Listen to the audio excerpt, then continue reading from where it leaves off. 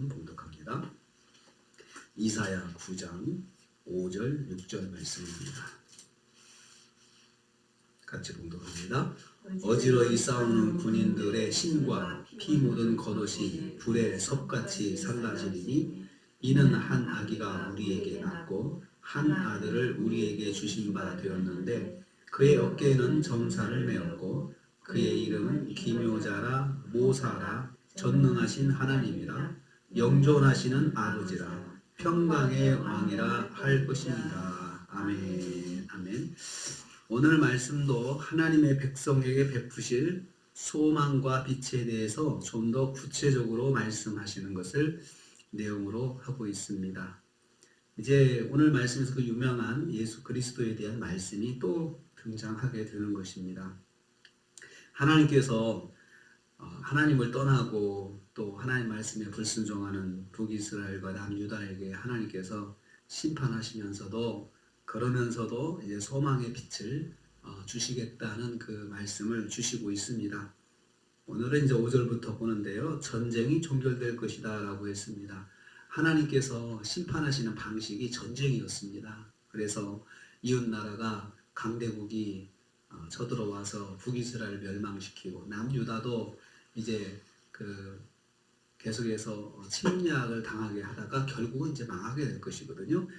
그런데 그 전쟁에 대해서 말씀하시면서 군인들의 신과 또 겉옷이 불에 살라질 것이다 이렇게 말씀했습니다. 전쟁에 출전했던 군인들이 신었던 신발과 또 군인들이 전쟁하면서 입었던 옷에 피가 얼룩져서 묻었을 거 아닙니까? 그런 겉옷이 마치 불쏘시개가 불에 타버리듯이 다 타버릴 것이다는 그런 말씀입니다. 그러니까 더 이상 신발을 그런 불결한 신발 신을 의미가 없다는 거죠. 그냥 다 태워서 없애버리는 거죠.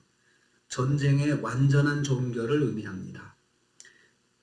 이사야서 2장 4절 말씀에 이미 예언한 대로 전쟁이 끝나고 이어서 평화의 시대가 올 것을 말씀하고 있습니다. 거기 보면 무리가 그들의 칼을 쳐서 보습을 만들고 그들의 창을 쳐서 낫을 만들 것이며 그래서 다시는 칼을 들고 서로 치지 아니하고 다시는 전쟁을 연습하지 아니하리라. 이미 이사야서에서 2장 4절에 그렇게 말씀했거든요. 그 말씀이 이제 이루어질 것을 말씀하고 있습니다. 이 말씀은 메시아가 오심으로 이루어질 하나님 나라의 모습을 반영하고 있습니다. 메시아가 오셔서 이루실 평화는 영적인 평화, 그리고 일시적으로는 전쟁이 멈추는 더 이상 이제 전쟁이 있지 않고 끝나는 그것도 의미하지만 영적으로는 이중성을 가지고 있습니다. 영적인 평화를 말합니다. 죄로 가로막힌 하나님과 인간 사이에 막힌 담을 허물고 화평을 주시는 메시아의 구속을 의미하고 있습니다. 그래서 실제적인 전쟁과 영적인 의미 두 가지를 병행하면서 지금 설명해 주시고 있습니다. 하나님의 구원의 은혜는 하나님의 백성들에게 평화를 만들어 주십니다. 두 번째로 메시아 탄생으로 드러날 것입니다. 6절 전반부입니다. 전쟁이 그치고 평화의 시대가 도래할 이유에 대해서 말씀하고 있는 말씀인데요. 왜냐하면 한 아기가 우리에게 나셨기 때문이다. 왜 이런 일이 일어나느냐? 어지러운 군인들의 옷을 태우고 신발을 태우고 전쟁이 완전히 그치는 그런 일이 왜 일어날 것이냐 하면 왜냐하면 한 아기가 우리에게 나셨기 때문이다. 이렇게 설명하고 있습니다. 여기서 한 아기는 흑암을 비추는 큰 빛으로 오실 아기를 말합니다. 이 한 아기는 하나님께서 보내실 메시아를 지칭하는 말씀입니다. 한 아기가 주어진 바 되었다고 했습니다. 주어진 바 되었다. 수동으로 표현합니다. 하나님께서 주시는 것이죠. 그리고 받는 쪽에서는 우리 입장에서는 백성들의 입장에서는 주어지니까 받는 것이죠. 자기들이 받아낸 것이 아니고 하나님께서 주셔서 그들이 받은 것입니다.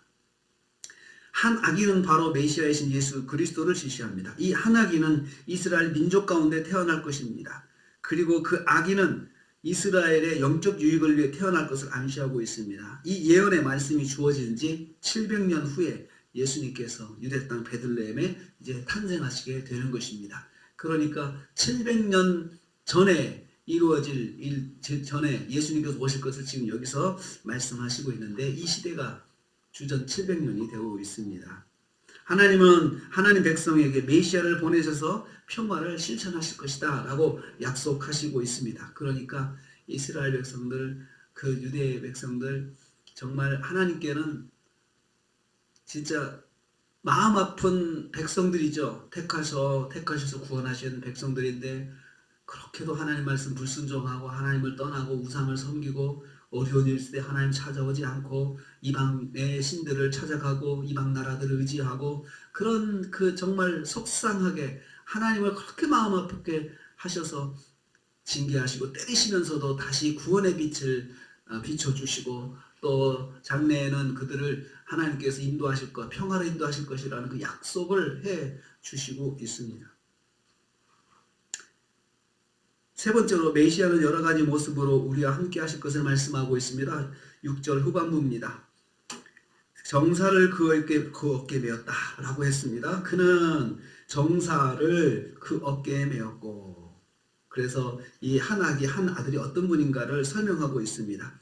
여기서 메시아는 통치권을 가진 주권자로 오실 것을 말씀하고 있습니다. 정사를 어깨에 메었다. 이건 통치자라는 뜻을 가지고 있습니다. 자기 뜻대로 세상 가운데 역사하실 것입니다. 통치권자로서 온 세상의 주권자로서 자기 뜻대로 세상을 주관하시는 분으로 오신다는 것입니다. 그분은 기묘자요 모사라고 찬양을 받으실 것입니다. 기묘자, 모사다. 이것은 영어로 원더풀 카운셀러 성령님 말합니다. 그래서 보혜사 성령을 그 카운셀러라고 하는데 그 예수님께서 메시아로 오셔서 보혜사 성령처럼 함께 하시고 함께 동행하시면서 이제 그렇게 제자들과 지내셨잖아요. 그러면 제자들과 함께 하시고 제자들을 보호하시고 인도하시고 가르쳐 주시고 이해하시고 또 먹이시고 또 함께하는 사람들, 가까이 있는 사람들, 주님께서 만나는 사람들 치료하시고 또 회복시키시고 그런 일들을 하셨잖아요.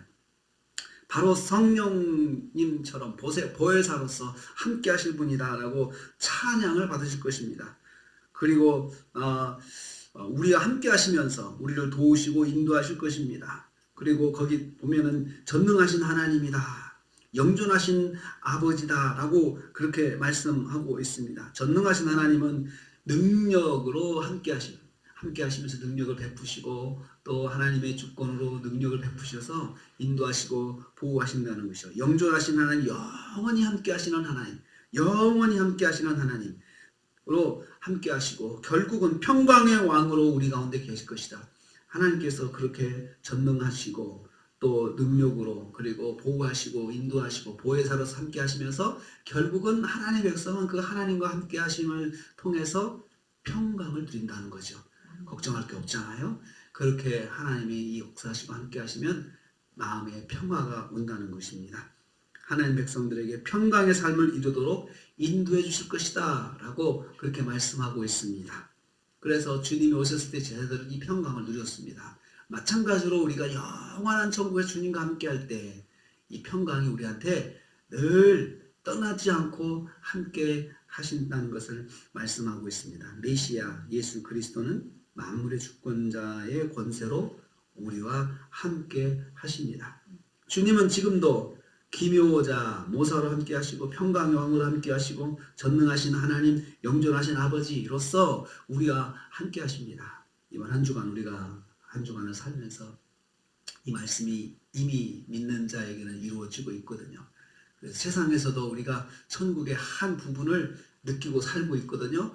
그리고 누리고 사는데 그래서 천국을 사모하도록 하나님께서 우리에게 인도해 주시는 것입니다. 이번 한 주간 우리 평강의 왕이신 우리 주님과 함께 하시고 동행하시면서 이번 한 주간 승리하시는 저 여러분 되시기를 주님의 이름으로 축복합니다. 주님 감사합니다.